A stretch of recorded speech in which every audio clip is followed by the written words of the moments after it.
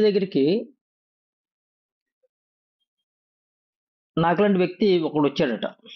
వచ్చి, "స్వామి, మాకు అనారోగ్యాలొస్తున్నాయండి. ఎన్నో మందులు, మాపులు వాడుతున్నామండి. తగ్గట్లేదండి. మాకు కష్టాలొస్తున్నాయండి. ఎన్నో యజ్ఞాలు, హోమాలు చేయిస్తున్నామండి. తగ్గట్లేదండి. మాకింట్లోను, వీధిలోను గొడవలొస్తున్నాయండి. ఎంతోమంది పెద్దల దగ్గరికెళ్తున్నామండి. వాళ్ళు తీర్పులు చెప్తున్నారండి. కానీ మాలో మాకు గొడవలు తగ్గట్లేదండి." భగవంతుడు యొక్క కరుణా కటాక్షం నా మీద పడాలని ఎన్నో గుళ్ళు, గోపురాలు తిరుగుతున్నానండి. కానీ నాకు అనారోగ్యం తగ్గట్లేదండి. మాకేదో కష్టాలు తగ్గట్లేదండి. మా ఇళ్లల్లో, వీధుల్లోనూ గొడవలు తగ్గట్లేదండి. మరి ఇన్ని గుళ్ళు, గోపురాలు తిరుగుతున్నాను కదండీ! ఎవరు ఏం చెప్తే అది దానం చేయమంటే చేస్తున్నాను, ధర్మం చేయమంటే చేస్తున్నాను, యజ్ఞం చేయమంటే చేస్తున్నాను, హోమం చేయమంటే చేస్తున్నాను, తీర్థాలు తిరగమంటే తిరుగుతున్నాను. ఎన్ని తిరిగినా నా అనారోగ్యం తగ్గట్లేదు. నాకు ఆర్థిక ఇబ్బందులు తగ్గట్లేదు. నాకు ఇంట్లోని, వీధిలోని గొడవలు తగ్గట్లేదు. అసలు భగవంతుడు ఉన్నాడా లేడా అండి స్వామీజీ అని ఆ స్వామి దగ్గరికెళ్ళి బాధపడితే, "లేదయ్యా, భగవంతుడున్నాడు. నీకు చూడడం చేతనవ్వట్లేదు. భగవంతుడున్నాడు. నీకు చూడడం చేతనవ్వట్లేదు. భగవంతుడు నీ యొక్క అన్ని కార్యకలాపాల్లోనూ ఉన్నాడు. నీకు మంచి చెడు చెప్తున్నాడు. నువ్వు వినడం లేదు. నువ్వు వినడం లేదు. భగవంతుడు మీ ఇళ్లలోని, వీధిలోని గొడవలొస్తుంటే మీకు తీర్పులు చెప్తున్నాడు. అది నీకు కూడా తెలుసు. లేదు, తెలుసుకోలేకపోతున్నావు. కారణం ఏంటంటే నీలో అజ్ఞానము. కాబట్టి నీవు భగవంతుని చూడడం నువ్వు ప్రాక్టీస్ చేయాలి." అదే స్వామీజీ, భగవంతుని చూడడం ప్రాక్టీస్ చేయడం కోసమే కదా నేను యజ్ఞాలు, హోమాలు చేస్తున్నాను, తీర్థయాత్రలు తిరుగుతున్నాను, దాన ధర్మాలు చేస్తున్నాను. నాకు భగవంతుడు కనబడడం లేదు. ఆ కనబడే గుడి, ఆ కనబడే విగ్రహంలో భగవంతుడు ఉన్నారంటున్నారు. అందుకని ఆ భగవంతుడిని నేను వేడుకుంటున్నాను రోజెళ్ళి. నా బాధలు తగ్గట్లేదు. అంటే, "సరే, ఇప్పుడు నీకేం కావాలో చెప్పు" అన్నాడు. ముందు నేను భగవంతుడిని చూడాలండి. భగవంతుడిని నేను చూడాలండి. భగవంతుడిని నేను ప్రసన్నం చేసుకోవాలి. ఆయన ప్రసన్నం చేసుకున్న తర్వాత అన్నీ నాకు ఆయన ఇస్తాడట. నాకిప్పుడు ఆ మార్గం చెప్పండి. ఇస్తాడట అని తెలుసంతే. అందరూ చెప్తున్నారు ఇస్తాడని. కాబట్టి ముందు నేను భగవంతుడిని నేను అనుభూతి చెందాలి. నాకు మార్గం చెప్పండన్నాడు. సరే, ఓ పని చేయనన్నా, నీకొక మంత్రం ఇస్తున్నాను. మంత్రాన్ని ఉపదేశిస్తున్నాను. ఆ మంత్రాన్ని నువ్వు నిరంతరం మననం చేస్తూ ఉండు. మననం చేస్తూ ఉండు. నీకేదో ఒక నాటికి భగవంతుడు సాక్షాత్కరిస్తాడు అని చెప్తే, "స్వామీజీ, ధన్యుణ్ణి, నాకు ఆ మంత్రం ఇవ్వండి" అన్నాడు. ఆ మంత్రం పట్టుకొని వెళ్ళిపోయాడు. వెళ్ళిపోయి కొన్నాళ్ళ తర్వాత వచ్చాడు. వచ్చిన తర్వాత, "ఏమయ్యా, ఏం జరిగింది నీకు ఇంతకాలంలో? భగవంతుడు నీకు ప్రసన్నుడయ్యాడా?" భగవంతుడు ప్రసన్నవడం మాట దేవుడెరుగండి. ఎలాగా? భగవంతుడు ప్రసన్నవడం మాట దేవుడెరుగు. ఇదివరకు నాకు అనారోగ్యాలుండేయి. ఇదివరకు నాకు ఆర్థిక ఇబ్బందులుండేయి. ఇదివరకు నాకు ఇంట్లోని, వీధిలోని గొడవలుండేయి. ఈ గొడవలతో సతమతం అయిపోయానండి. ఇప్పుడు కొత్త గొడవ మొదలైంది నాకన్నాడు. "ఏంటి బాబు" అంటే, ఇదివరకు అనారోగ్యంతో ఉన్నప్పుడు అనారోగ్యం కోసం ఆలోచన ఉండేదండి నాకు. ఆర్థిక ఇబ్బందులున్నప్పుడు ఆర్థిక ఇబ్బందులు తగ్గించుకోవాలని ఆలోచన ఉండేది. ఇంట్లోని, వీధిలో గొడవలున్నప్పుడు ఇంట్లోని, వీధిలో గొడవలున్నాయి. ఆ గొడవలు తగ్గించుకోవడానికి ఏ పెద్ద మనిషి దగ్గరికెళ్తామా అని ఆలోచన ఉండేది. ఇప్పుడు మంత్రం ఇచ్చారు కదా మీరు, ఆ జపం మొదలెట్టిన కాడి నుంచి అసలు నా మనసులో లేకుండా ఎన్నో ఆలోచనలొచ్చేస్తున్నాయండి. ఇది అనారోగ్యం దగ్గర ఉన్నప్పుడు అనారోగ్యం కోసం ఆలోచించేవాడిని ఎలా తగ్గించుకోవాలని. ఆర్థిక ఇబ్బందులు వస్తున్నప్పుడు, ఈ ఆర్థిక ఇబ్బందులు వస్తున్నాయి కదా! ఎలా తగ్గించుకుంటే బావుంటదా అని ఆలోచించేవాడిని. ఇంట్లో నిధుల గొడవలున్నాయి కాబట్టి ఎలా తగ్గించుకోవాలని ఏ పెద్ద మనిషి దగ్గరికెళ్తే తీరుస్తాడా అనుకునేవాడిని. ఏ కార్యక్రమంలోనూ ఆ కార్యక్రమం ఆలోచనొచ్చేయి. చూడండి, అనారోగ్యం ఉన్నప్పుడు ఆర్థిక ఇబ్బందులు గుర్తు రాలేదట. ఏ పెద్ద మందిరికెళ్ళి ఈ అనారోగ్యం తగ్గించుకోవాలని గుర్తులేదట. ఆలోచనొచ్చేది కాదు. ఆర్థిక ఇబ్బందులున్నప్పుడు అనారోగ్యం గురించి గుర్తులేదు. ఇంట్లోని వీధిలోని గొడవలున్న విషయం కూడా గుర్తులేదు. ఇప్పుడు ఇంట్లోని వీధిలోని గొడవలుండే విషయంలో ఇంక మళ్ళీ అనారోగ్యం రాలేదు, ఆర్థిక ఇబ్బందులు గుర్తు రాలేదు. ఈ ఒక్కడే వచ్చేది. ఇప్పుడు ఈట్లన్నిటి పక్కనండి భగవంతుని మననం చేద్దాం అనుకున్నప్పుడు మొత్తం 3 వచ్చేస్తున్నాయండి నాకు. 33 రకాలుగా 33 రకాలుగా ఆలోచనలొచ్చేస్తున్నాయి. అసలు నన్ను జపం చేయనివ్వట్లేదు నన్ను. ఈ ఆలోచనలు. ఇప్పుడేంటి పరిస్థితి? ఆహా! నీకలా వస్తుందా? చాలామంది చాలామంది నాకు చెప్తారు. గురూజీ ధ్యానం చేస్తున్నప్పుడు తెగ ఆలోచనలొచ్చేస్తుంటాయని. ఉత్తప్పుడొస్తున్నాయంటే ఉత్తప్పుడు లేవండి అంటారు. మరి ఎందుకు వస్తున్నాయంటే మాకు అర్థం కావట్లేదు. ధ్యానం చేసినప్పుడు తెగ ఆలోచనలొచ్చేస్తున్నాయండి అంటారు. రైట్, బావుంది. సరే, దాని గురించి ఆలోచిద్దాం గానీ, ఒక పని చెయ్యి. ఇందాకే ఒక డోనరొచ్చి నాకు కొంత అమౌంట్ ఇచ్చాడు. రూ. 500 కట్టలో. ఈ రూ. 500 కట్టలో లెక్కపెట్టి నువ్వు కరెక్ట్‌గా చెప్పు ఓసారి. నాకు చిన్న పనుంది అని తన పుస్తకం తీసుకున్నాడన్నమాట. గురూజీ పుస్తకం తీసుకొని చదువుకుంటున్నాడు. ఈ కట్టలో ఇచ్చాడన్నమాట లెక్కెట్టమని. తర్వాత లెక్కెడుతున్నాడన్నమాట. 500 నోటు కదా! ఒక కట్ట తీసుకున్నాడు. ఎంతో డబ్బు ఇచ్చాడు. అంత డబ్బు ఇచ్చాడన్నమాట. ఒక కట్ట తీసుకొని లెక్కెడుతున్నాడన్నమాట. ఇంచుమించు 10, 15 కట్టలో 10, 15 నోట్స్ లెక్కెట్టేటప్పటికి గురూజీ అంటున్నాడన్నమాట. "నువ్వు ధ్యానం చేస్తున్నప్పుడు ఏ ఆలోచన వస్తున్నాయయ్యా" అంటున్నాడు. సమాధానం చెప్పట్లేదు. అలా కాదు నాన్న, నువ్వు ధ్యానం చేస్తున్నప్పుడు ఏ ఆలోచన వస్తున్నాయన్నావు. ఏ ఆలోచన వస్తున్నాయి నీకంటే, ఉండండి గురూజీ చెప్తాను. మళ్ళీ లెక్కెడుతున్నాడు. అలా కాదు స్వామినారాయణ, అసలు నీకు ఆలోచన వస్తున్నప్పుడు ఏ ఆలోచన వస్తున్నాయి నీకు చెప్పు ఒకసారి గురూజీ ఉండండి గురూజీ, నాకు ఏకాగ్రత పాడైపోతది. లెక్కెడుతున్నాను, మరి లెక్కెట్టమన్నారు కదా! మాట్లాడుతున్న మీరు లెక్కెట్టండి, ఉండండి ఎలాగా నేను లెక్కెడుతున్నాను. అలా కాదయ్యా, ఇప్పుడు నీకు ఆలోచన వస్తున్నాయి అన్నావు కదా! ఏ ఆలోచన వస్తాయి చెప్పు ఒకసారి చెప్పు అంటే, గురూజీ నాకు పని అప్పచెప్పారా? లెక్క పెట్టమన్నారా?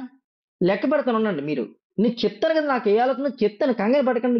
మర్చిపోయాను ఉండండి. మళ్ళీ లెక్కెట్ట. మర్చిపోలే, గుర్తుంది. ఇంకా నన్ను ఉండండి. పూర్తిగా లెక్క పెట్టిన తర్వాత మీకు చెప్తానన్నాడు. లెక్క పెట్టేస్తున్నాడు. ఒక కట్ట అయిపోయింది. ఒక 50 లోపల కట్ట అనమాట పక్కన అయిపోయింది. ఇంకో కట్ట తీసాడు. అది లెక్కెడుతున్నాడు. 1, 2, 3, 4, 5, 6, 7, 8, 9, 10. అలక్క స్వామినారాయణ, అది కాదు చెప్పయ్యా ముందర లెక్కెడికే ముందు. గురూజీ నాకు ఆ పని అప్పచెప్పినప్పుడు ఆ పనిని పూర్తి చేసేంత వరకు నేను వేరే ఆలోచన చేయనండి. దయచేసి మీరు ఆగండి అక్కడ. లెక్కెట్టేసాడండి. మొత్తం కట్టలు లెక్కెట్టేసి, గురూజీ రూ. 1,50,000 అండి గురూజీ అన్నట్టు. ఇప్పుడు చెప్పండి గురూజీ ఏం చెప్పమంటారు మీకని? ఏమీ చెప్పక్కర్లేదు. ఇందాక నువ్వేం చేసావయ్యా అన్నాడు. డబ్బులు లెక్క పెడుతున్నానండి అన్నాడు. ఇప్పుడు లెక్క పెట్టి నీకు ఆలోచన వచ్చినాయా అయ్యా అన్నాడు. ఆలోచన లేదన్నారు.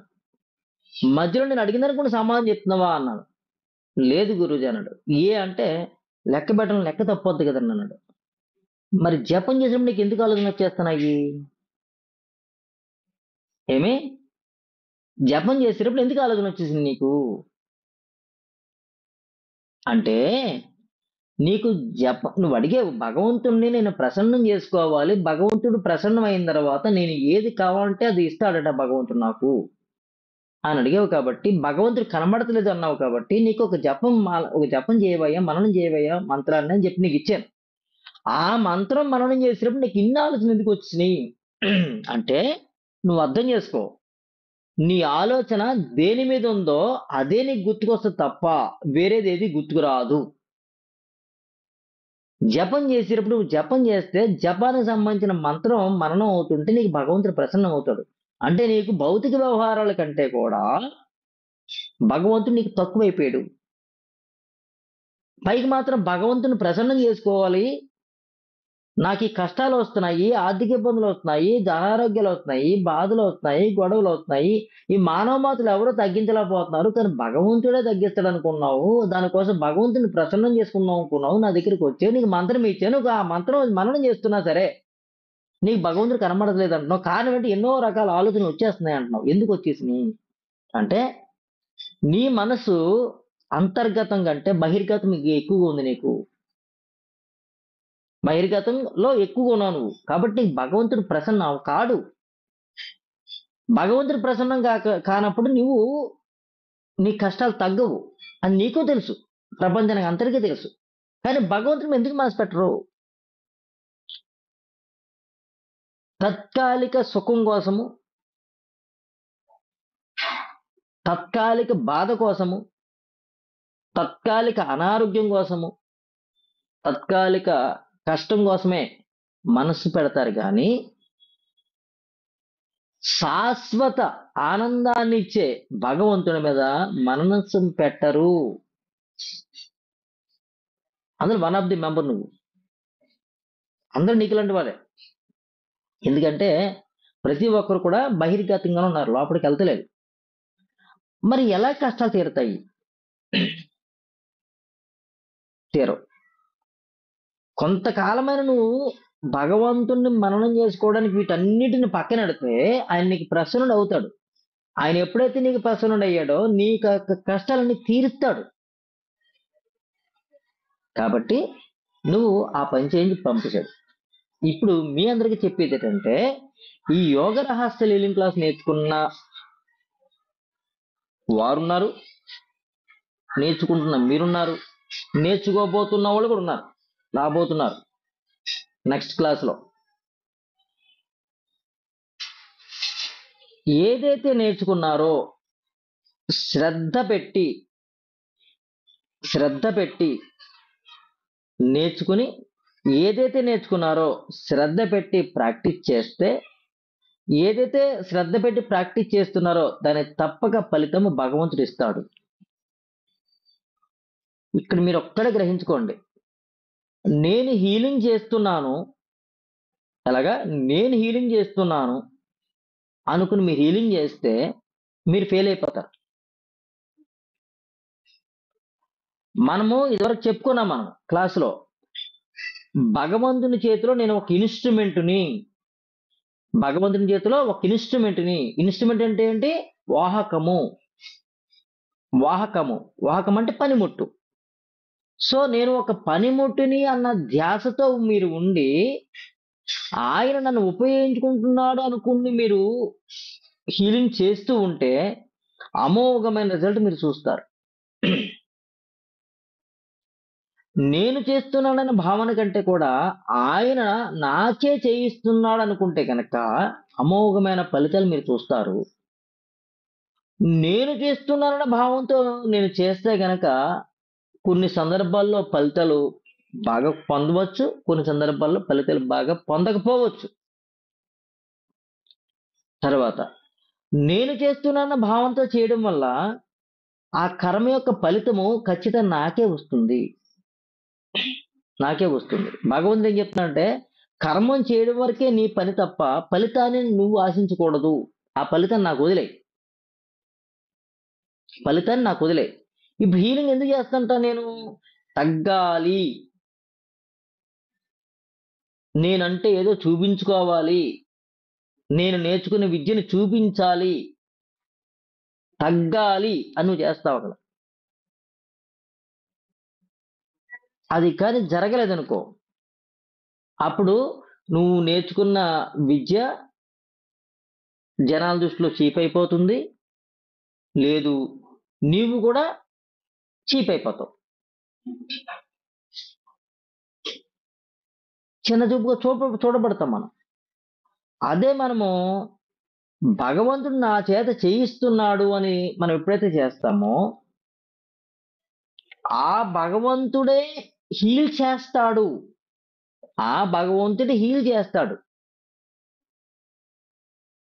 ఈ సబ్జెక్టుకి అని ఎప్పుడైతే చేస్తుంటామో ఆటోమేటిక్గా అదే జరుగుతుంది. ఈశ్వర స్వరూపులందరి సహాయ సహకారములతో నేను చేస్తున్నాను. నా చేత చేయిస్తున్నారు వారు.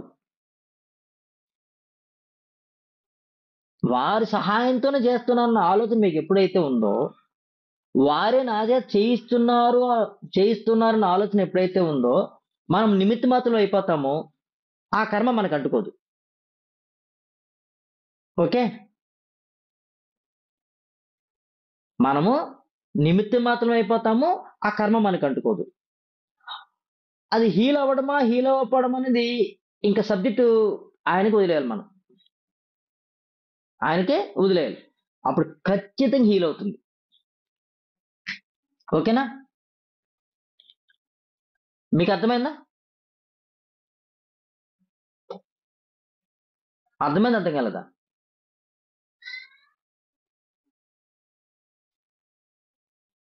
ఆ! ఖచ్చితంగా నేను చేస్తున్నానన్న భావన తీసేసి, ఆయనే లేదు ఈశ్వర స్వరూపులే, గురువులే నా చేత చేయిస్తున్నారు అన్న భావనతో మీరెప్పుడైతే చేస్తూ ఉంటారో, ఖచ్చితంగా మీకు సక్సెస్ వస్తుంది. ఆ సక్సెస్ కూడా నేను తీసుకోకూడదు. వారికి వదిలేయాలి. వారికి వదిలేయాలి. వారికి వదిలేస్తే ఖచ్చితంగా మీరు ఆ కర్మ ఫలితాన్ని తీసుకోరు. కర్మ ఫలితాన్ని మీరు తీసుకోరు. కానీ భగవంతుడు ఇస్తాడు మనకి. ఆ ఫలితం మనం తీసుకోం గానీ, భగవంతుడు ఇస్తాడు. అది ఎలా ఇస్తాడంటే ప్రసాద రూపంగా. భగవంతుడికి మనము నైవేద్యం పెడుతున్నామమ్మా. పెట్టిన తర్వాత కొన్ని 5 సార్లు వారికి అప్పజెప్పి నీళ్ళ చుక్కలు వేసేసిన తర్వాత హారతి ఇచ్చి గంట కొట్టిన తర్వాత తలుపులు వేసిన తర్వాత మళ్ళీ ఒక 5 నిమిషాలు 10 నిమిషాలుగా లోపలికి వెళ్ళి మనమే కళ్ళకద్ద ప్రసాదం తీసుకుంటాం. స్థూలంగా మనం తీసుకుంటాము కానీ సూక్ష్మంగా ఆయనకి అప్పచెప్పేసాం. ఆ సూక్ష్మంగా ఆయనకి అప్పచెప్పిన తర్వాత స్థూలంగా మనమే తీసుకుంటాం. కానీ ఇక్కడ ఏమవుతుందంటే నేను చేస్తున్నానన్న భావంతో ఎప్పుడైతే చేస్తుంటామో ఇంకా స్థూలము నేను తీసుకున్నాను, సూక్ష్మము నేను తీసుకున్నాను. భగవంతుడికి అర్పించలేదు. భగవంతుడికి ఎప్పుడైతే అర్పించలేదో అది నివేదనకి అంత కాదు. అప్పుడు దానికి మంచి చెడు మనకే తీసుకొస్తుంది. ఓకే, మంచి అయితే మంచిదే, బాగుంది. అదే చెడు అయితే కనుక ఇప్పుడు సబ్జెక్ట్ మారిపోద్ది. చెడు అయితే కనుక మనకి సబ్జెక్ట్ మారిపోద్ది. ఏంటి ఇలా జరిగింది, ఎక్కడ తప్పు జరిగిందని. అంత తప్పు మనమే చేస్తున్నాం. అలాగా ఖచ్చితంగా భగవంతునికి అర్పించి మనం చెయ్యాలి. త్రికరణ శుద్ధిగా చెయ్యాలి. బయట ఏ కార్యకలాపాలైతే ఎంత ఏకాగ్రతతో చేస్తామో అంతకు మించి ఏకాగ్రతతో మీరు ఈ ప్రాక్టీస్ చేయాలి. ప్రాక్టీస్ చేసినప్పుడు ఏమవుద్దంటే మీకు చాలాసార్లు చెప్పాను. మనము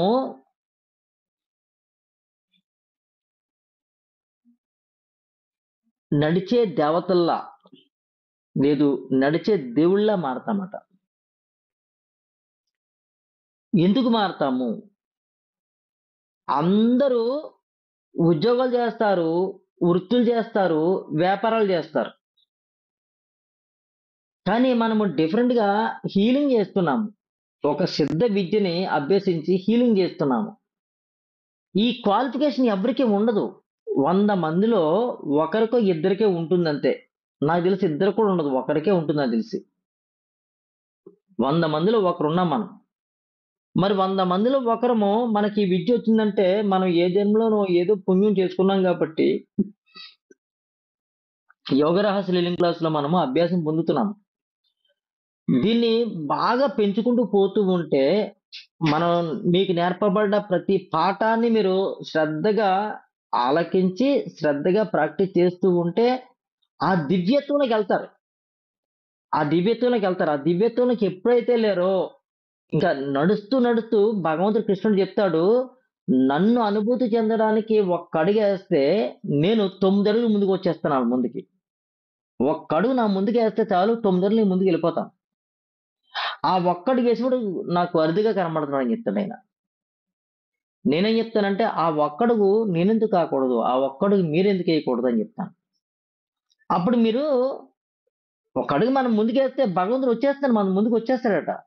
ఎప్పుడు అలా చాపే కూర్చోడు. ఎవరొస్తారు నా దగ్గరికి, ఎవరొస్తారు నా దగ్గరికి, ఎవరొస్తారు నా దగ్గరికి అని. మనం ఎళ్తలేదు. మనం అంచేపు బయటికెళ్తున్నాం. ఆ బయటికెళ్ళడం వల్లే మనకి ఆ! బయటికెళ్ళడం వల్లే మనకి కష్టాలొస్తున్నాయి. అనారోగ్యాలొస్తున్నాయి. దుఃఖమొస్తుంది, బాధొస్తుంది, గొడవలొస్తున్నాయి. ఆయనకి దూరమైపోతున్నాం. అదే ఒక్కడుగు మనం ముందుకేస్తే గనక 9 అడుగులు ఆయన వచ్చి మనల్ని కౌగిలించుకుంటాడట. కౌగిలించుకున్న తర్వాత ఆయన కౌగిలిలో మనకు అనారోగ్యాలు పోతాయి, ఆర్థిక ఇబ్బందులు పోతాయి, దుఃఖం పోతుంది, అన్నీ పోతాయి. చాలా స్పష్టంగా మీకు చెప్తున్నాను. చాలా శ్రద్ధగా మీరు ప్రాక్టీస్ చేస్తే అమోఘమైన రిజల్ట్ పొందుతారమ్మా. హ్మ్. రైట్.